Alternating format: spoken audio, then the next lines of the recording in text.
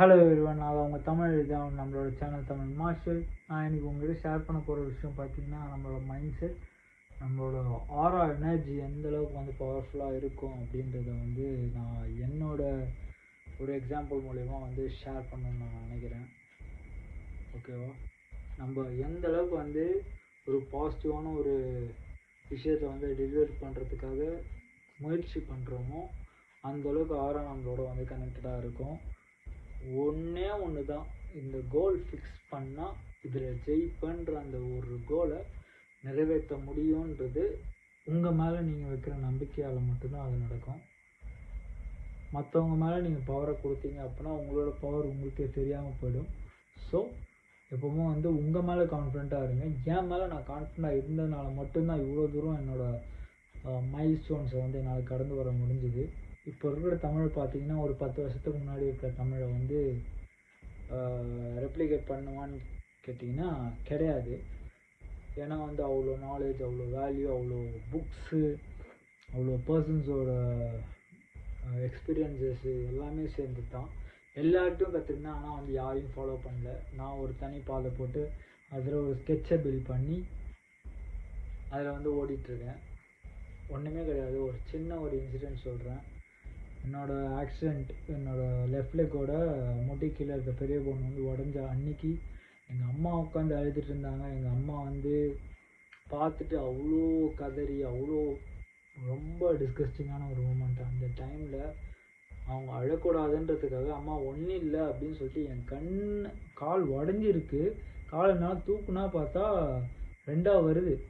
என்னடான்னு அது ஒரு அப்படியே பிளாங்க் ஸ்டேட். ஆனால் எங்கள் அம்மா அழுகுறதை பார்த்துட்டு நான் சொல்கிறேன்னா, அம்மா ஒன்றும் இல்லைம்மா அப்படின்ற மாதிரி ஒரு ஸ்டேட்டுக்கு வந்து நான் கொண்டு வரேன். அப்போது எந்த அளவுக்கு நான் கட்ஸை வந்து எந்த அளவுக்கு நான் பில்ட் பண்ணி வச்சுருக்கேன்னு பார்த்துக்கோங்க.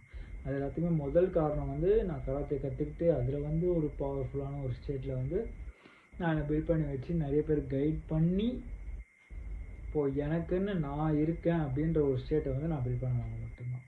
எப்போவுமே வந்து ஒருத்தர் டிபெண்ட் பண்ணி இருக்கிறது வந்து நம்ம வந்து குறைக்கும்.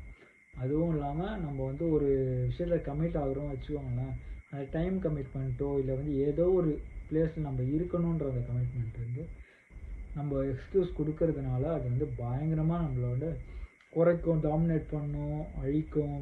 எக்ஸ்கியூஸுன்றது வந்து ஒரு லோ லெவல், நம்ம வந்து டவுன் ஆகிறதுக்கான ஒரு விஷயம். ஸோ நம்ம எந்த அளவுக்கு வந்து நம்மளை பாதுகாத்துக்கிறோமோ, நம்மளை எந்த அளவுக்கு வந்து நம்ம பேம்பர் பண்ணி நம்மளை பார்த்துக்குறோம், நமக்காக நம்ம இருக்கோம் அப்படின்னு சொல்லி நிற்கிறோமோ அதுதான் நம்மளோட ஒரு பக்காவான ஸ்டேட். ஓகேவா? அது இருந்துட்டு நம்மளால் என்ன வேணால் பண்ண முடியும். யார் எதிர்பார்த்தாலும், யார் என்ன நினச்சாலும் சரி, நம்ம நினைக்கிறது தான். நம்ம நினச்சா நம்மளால் முடியும், நம்ம முடிச்சு காட்டும். நான் இருக்கேன்டான்னு அப்படி நிற்கிறது தான் இங்கே ரொம்ப தேவையான ஒரு விஷயமா இருக்குது. So don't lose yourself because of someone, anything or anyone. Okay, you versus you. உங்களை விட பெட்டரான ஒருத்தனுக்காக தான் நீங்கள் வந்து ப்ரே பண்ணணும், ஃபைட் பண்ணணும். நேற்றை விட இன்றைக்கி நம்ம பெட்டராக இருந்தோமான்றது தான் இன்றைய காலகட்டத்தோட ஒரு முக்கியமான ஒரு தேவையான நிதர்சனமான உண்மை. ஜெயிக்கிறது லீடர்ஷிப்பு, ஓனர்ஷிப்புன்னு ஆகும். ஓகே, கமான் வாரியர்ஸ், நம்ம முடியும், ஜெயிச்சுக்கலாம். நம்ம ஜெயிச்சாதான் நம்மளை எதிர்க்க ஒருத்த வர மாட்டான். நமக்கு நம்ம பெஸ்ட்டாக இருக்கணும். Sure, we will make it out. Let's fight for what we love, what we believe. Thank you.